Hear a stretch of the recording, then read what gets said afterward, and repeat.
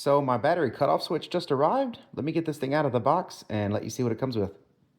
And this is everything that was in the box. This is the switch itself. This was the back plate that was on it, but it's not screwed in, it just pops off because these bolts are what holds it in. This is what it looks like behind it. Good, nice, sturdy bolts there with some good heavy nuts. So that right there should be able to handle a large amount of amperage. I believe this one was rated at 275 amps for this, which is good because that's more than I need from it. Then it also comes with 4 bolts with 4 nuts. Those are some thread lock nuts, so they should hold on good. I'm going to be actually cutting a hole in a box and then having this come out. So this is going to be flush mount. You can do it either way. You can mount it on the outside.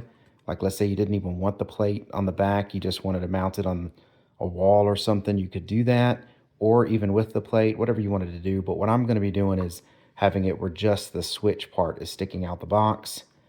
Real easy switch too. It's got your off and your on, little arrow.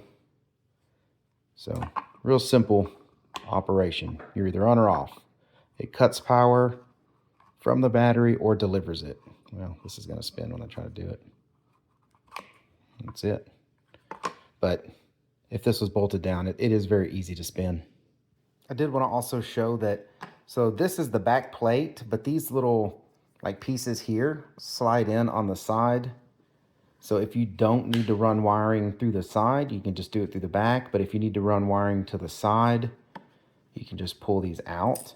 And then, you could put the base plate on and now you just have your wires coming out. So it's really versatile, however you want to do it. So yeah, very nice. I like it. It's going to work good for what I need to do. I hope this information was helpful.